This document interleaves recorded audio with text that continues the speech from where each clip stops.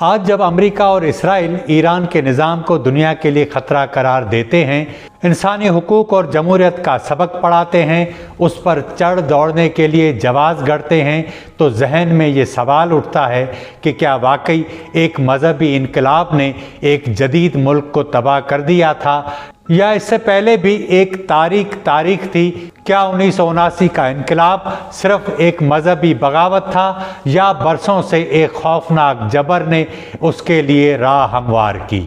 کیا ایرانی عوام نے شاہ کو گرا کر ایک نئی زندگی کا آغاز کیا، یا ایک جبر کی جگہ دوسرے نے لے لی؟ یہ ویڈیو اسی کہانی کو سمجھنے کی ایک چھوٹی سی کوشش ہے، یعنی ابتدا سے انتہا تک، شاہ سے خمینی تک، جدیدیت سے مذہبی اقتدار تک، امید سے مایوسی تک، کیسٹ نے کیسے ایک پوری بادشاہت کی بنیادیں اکھاڑ دی جس کے پیچھے امریکہ اور برطانیہ کھڑا تھا۔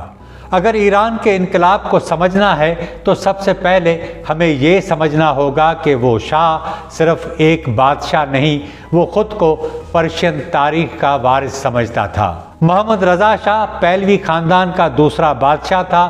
دوسری جنگ عظیم کے دوران برطانیہ اور سوویت یونین نے ایران پر قبضہ کیا، رضا شاہ کو ہٹا دیا اور اس کے بیٹے محمد رضا شاہ کو تخت پر بٹھا دیا۔ نئے بادشاہ کی ابتدا اس حقیقت سے ہوئی کہ اس کی بادشاہت صرف اندرونی نہیں بلکہ بین الاقوامی طاقتوں کے سہارے قائم تھی۔ 1965 میں شاہ نے خود کو آریہ مہر کا لقب دیا۔ فارسی میں اس کے معنی آریاؤں کا سورج یا آریہ نسل کی روشنی ہے۔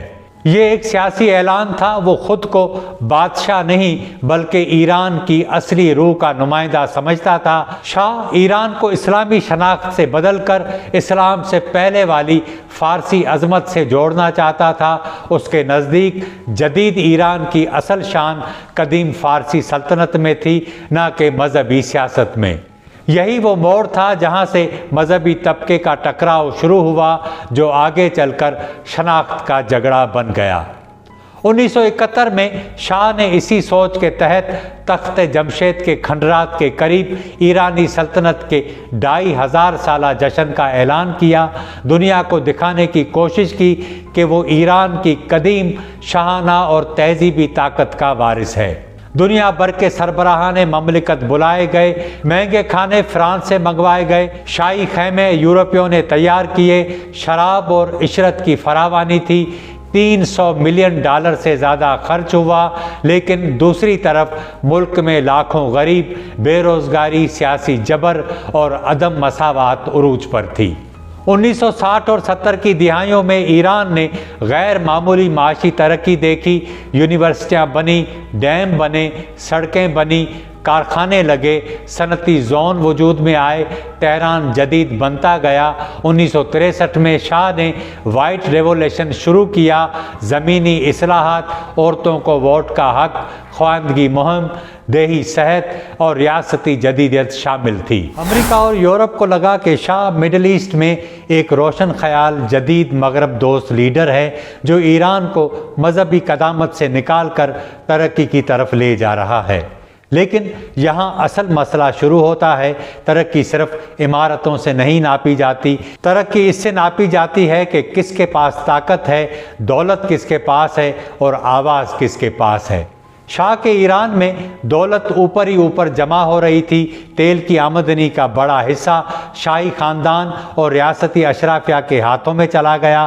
70 کی دہائی میں تیل کی قیمتیں بڑھیں تو ایک طرف بے تحاشا پیسہ آیا، دوسری طرف مہنگائی بڑھنے سے سماجی توازن بگڑ گیا، شہروں کی طرف ہجرت تیز ہوئی، دیہات والوں کے لیے شہروں میں نہ روزگار، نہ عزت، نہ رہائش، کچی آبادیاں پھیلنے لگیں اور ایک نیا طبقہ پیدا ہوا جو انقلاب کے لیے خام مال کا کام کرتا ہے۔ یہاں سے شاہی نظام کا سب سے تاریک مرحلہ شروع ہوتا ہے۔ 1957 میں امریکہ کی CIA اور اسرائیل کی موساد کی مدد سے ایران کی خفیہ پولیس قائم ہوئی جسے ساواک کہا جاتا ہے۔ اس کا پورا نام سازمان اطلاعات و امنیت کشور تھا۔ ساواک نے معاشرے میں ایسا ٹیرر پیدا کیا کہ لوگ اپنے خیالات خود سے بھی چھپانے لگے۔ اس کے مخبر یونیورسٹیز میں، مساجد میں، بازار میں، اخبارات میں، گھروں اور خاندانوں تک میں پیدا ہو گئے۔ 1976 میں ایمنسٹی انٹرنیشنل نے رپورٹ دی کہ ایران میں ایک وقت میں 25,000 سے 1 لاکھ تک سیاسی قیدی تھے۔ امریکی وکلاء کی تنظیم نے لکھا کہ دنیا میں ایران واحد وہ ملک ہے جس میں سب سے زیادہ سیاسی قیدی ہیں۔ ایک طرف شاہ مغرب کی نگاہ میں روشن خیال، اصلاح پسند اور ترقی پسند تھا، تو دوسری طرف اس کے اپنے ملک میں لوگ بولنے سے ڈرتے تھے۔ 1970 کی دہائی میں ایران 2 الگ دنیاؤں میں بٹ چکا تھا۔ ایک جو شمالی ایران میں دکھتا تھا، جہاں جدید لباس، مغربی موسیقی، مخلوط پارٹیاں، شراب خانے، شاپنگ سینٹرز اور ایسا طرز زندگی جو پیرس، لندن اور روم جیسا لگتا تھا، اور دوسرا وہ تھا جو قصبوں، دیہاتوں اور غریب محلوں، بازاروں میں ساوا کی مرضی سے سانس لے رہا تھا۔ یہ ایران مسجد سے جڑا ہوا تھا۔ یہاں مذہب صرف عقیدہ نہیں، زندگی کا محور تھا، کیونکہ یہاں بات کرنا کچھ آسان تھا۔ یہ اشرافیہ کے ایران سے بہت بڑا تھا۔ شاہ نے جدیدیت کو اکثریتی معاشرے کی نفسیات کے خلاف اوپر سے نافذ کرنے کی کوشش کی۔ اس نے مذہبی اداروں کی زمینیں ضبط کی، مدارس کو محدود کیا، مساجد کو سیاست سے دور رکھنے کی کوشش کی، اور پھر 1976 میں اسلامی کیلنڈر کی جگہ شہنشاہی کیلنڈر نافذ کر دیا، جو سائرس اعظم کے دور سے شمار ہوتا تھا۔ یہ صرف تقویمی تبدیلی نہیں، بہت سے ایرانیوں کے لیے روحانی اور تہذیبی شناخت پر حملہ تھا۔ اب آتے ہیں کہانی کے دوسرے بڑے کردار کی طرف، جس کا نام ہے روح اللہ خمینی۔ وہ صرف ایک مذہبی عالم نہیں تھے، انہوں نے شاہ کے نظام کو صرف سیاسی نہیں بلکہ اخلاقی، مذہبی اور تہذیبی سطح پر چیلنج کیا۔ 1964 میں خمینی نے امریکی فوجیوں کو ایران میں قانونی تحفظ دینے والے معاہدے پر شدید تنقید کی اور کہا شاہ نے ایران کو امریکہ کے ہاتھ بیچ دیا۔ ایران میں پہلے ہی یہ احساس شدت سے موجود تھا کہ وہ امریکی سرپرستی میں حکمرانی کر رہا ہے۔ خمینی نے اسی احساس کو مذہبی اور قومی غصے میں بدل دیا۔ انہیں پہلے گرفتار اور پھر جلا وطن کر دیا گیا۔ پہلے ترکی بھیجا گیا، جہاں انہیں سویلین لباس پہننے پر مجبور کیا گیا۔ یہ ایک مذہبی رہنما کے لیے بڑی توہین تھی۔ پھر وہ نجف چلے گئے، اور یہی وہ جگہ تھی جہاں ایک جلا وطن عالم آہستہ آہستہ ایک انقلابی مرکز بننے لگا۔ 1965 سے 1978 تک خمینی نجف میں رہے۔ ظاہری طور پر وہ ایران سے دور تھے، ان کے پاس نیٹ ورک کی طاقت تھی۔ وہ روزانہ طلباء کو پڑھاتے جو ایران کے مختلف حصوں سے تعلیم لینے کے لیے آئے تھے۔ 1970 میں خمینی نے ولایت فقیہ کے موضوع پر لیکچرز دیے۔ بہت سے ایرانی جو شاہ کے خلاف تھے وہ خمینی کے نظریے سے مکمل واقف نہیں تھے۔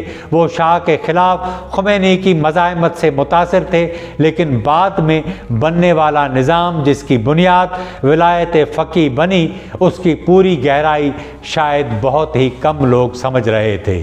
یہاں سے کہانی ایک منفرد موڑ پر جاتی ہے۔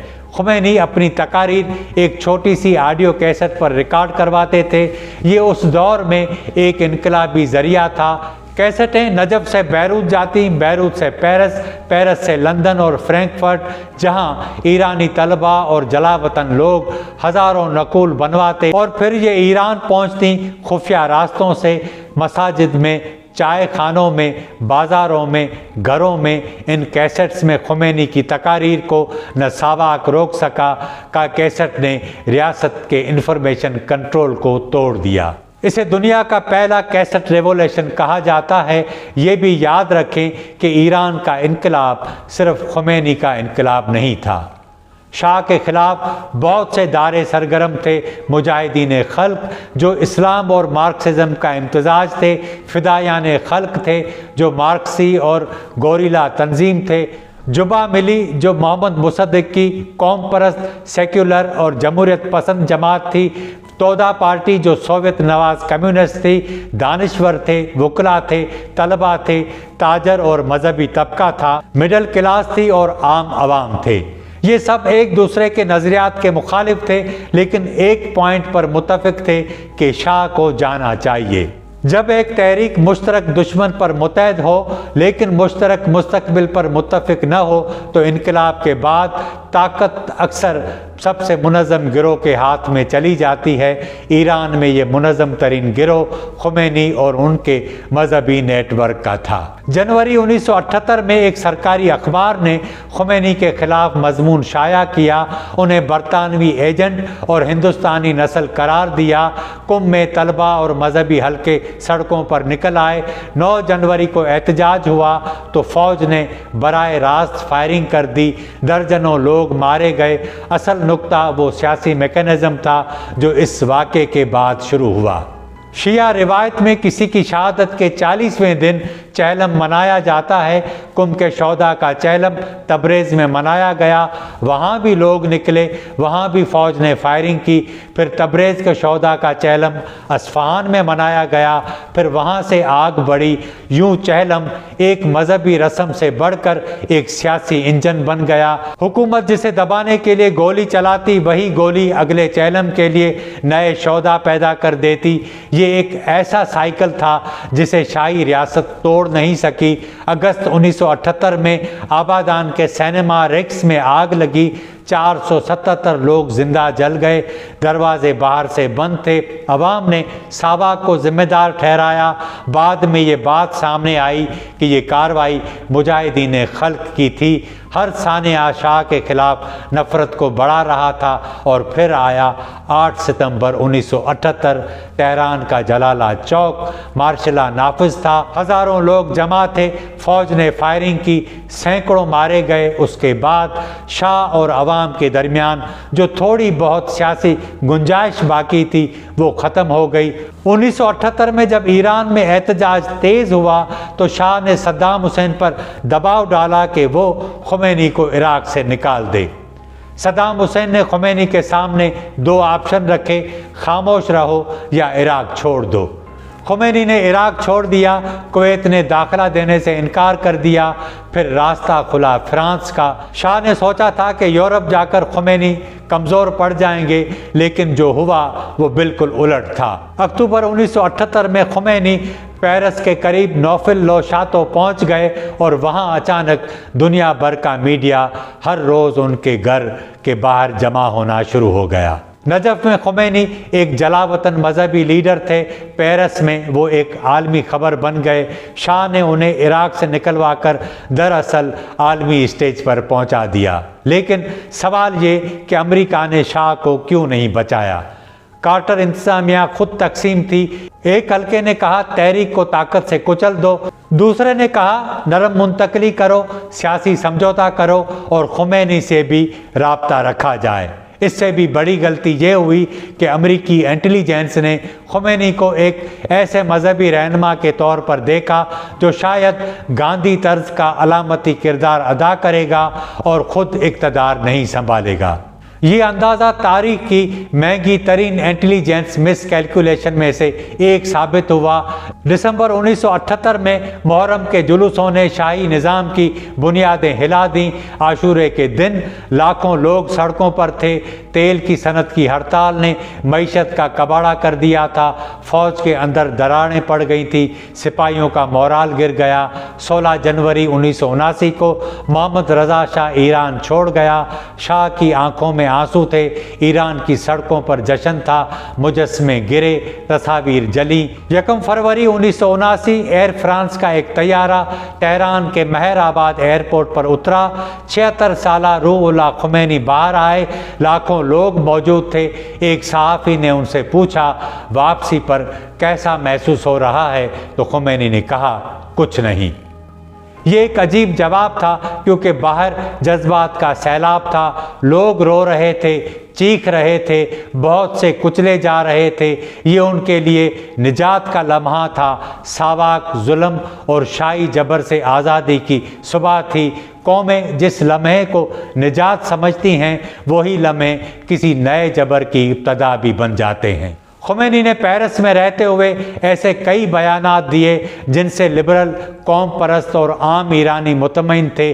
کہا گیا، میں اقتدار نہیں لوں گا، تمام جماعتوں کو آزادی ہوگی، عورتوں پر جبری پابندیاں نہیں ہوں گی، عوام فیصلہ کریں گے۔ یہ بیانات ان لوگوں کے لیے ایک اطمینان تھے جو سمجھتے تھے کہ شاہ کے بعد ایک کھلا سیاسی نظام آئے گا۔ 5 فروری کو مہدی بازرگان کو وزیر اعظم بنایا گیا۔ 11 فروری کو شاہی فوج کی مزاحمت ختم ہوئی۔ مارچ 1979 کو ریفرینڈم ہوا۔ سوال تھا اسلامی جمہوریہ ہاں یا نہ۔ نہ کوئی تیسرا آپشن، نہ کوئی تفصیلی آئینی خاکہ، نہ کوئی وضاحت کہ اسلامی جمہوریہ کی شکل کیا ہوگی۔ 98% نے کہا ہاں، لیکن مسئلہ یہ تھا کہ لوگوں نے ایک لفظ کو ہاں کہا تھا، ایک واضح نظام کو نہیں۔ اپریل 1979 میں اسلامی جمہوریہ کا اعلان ہوا۔ مئی میں پاسدارانہ انقلاب قائم ہوئی۔ یہ ایک متوازی طاقت تھی جو شاہی فوج کے مقابل نئے نظام کی وفادار فورس بنائی گئی۔ انقلابی عدالتیں قائم ہوئیں۔ آیت اللہ خلخالی جیسے جج سامنے آئے جنہیں بعد میں موت کا جج کہا گیا۔ مقدمات چند منٹ میں نمٹتے، وکیل نہیں، اپیل نہیں، اور بعض صورتوں میں اسی رات پھانسی۔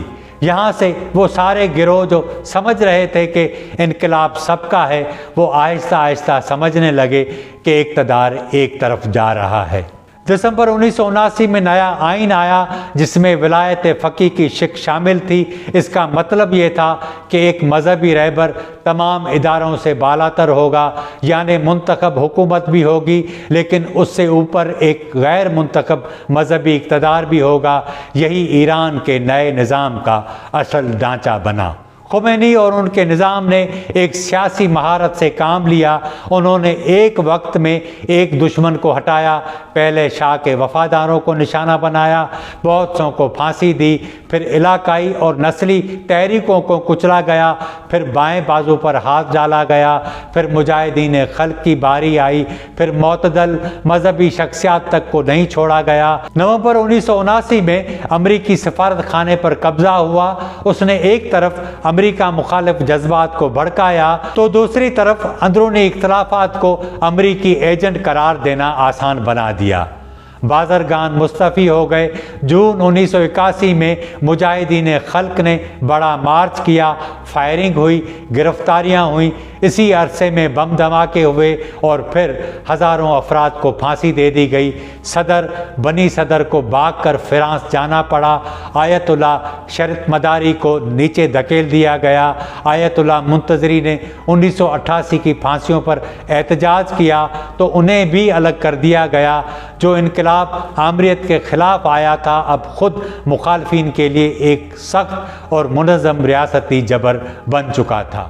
ستمبر 1980 میں عراق نے ایران پر حملہ کیا۔ یہ جنگ 8 سال چلی۔ ایران کی عوام کے لیے یہ ایک قومی المیہ تھا۔ لاکھوں متاثر ہوئے، 8 لاکھ مارے گئے، زخمی الگ تھے، لیکن سیاسی سطح پر اس جنگ نے نئے نظام کو بہت بڑا فائدہ دیا۔ اندرونی تنقید وطن دشمنی بن گئی۔ جنگ نے انقلابی جوش، قومی بقا اور ریاستی جبر کو ایک ہی بیانیے میں جوڑ دیا۔ خمینی کے لیے یہ جنگ اندرونی کنٹرول کا ذریعہ بن گئی۔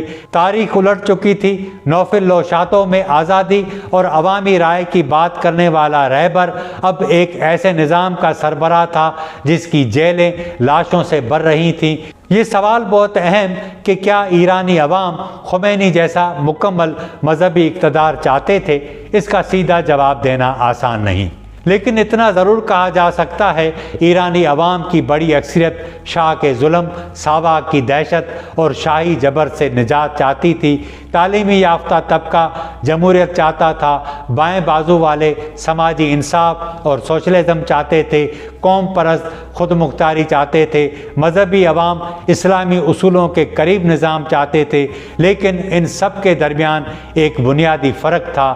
بہت سے لوگ اسلامی شناخت چاہتے تھے مگر ضروری نہیں کہ وہ ولایت فقیہ کے تحت ایک مطلق مذہبی اقتدار چاہتے ہوں۔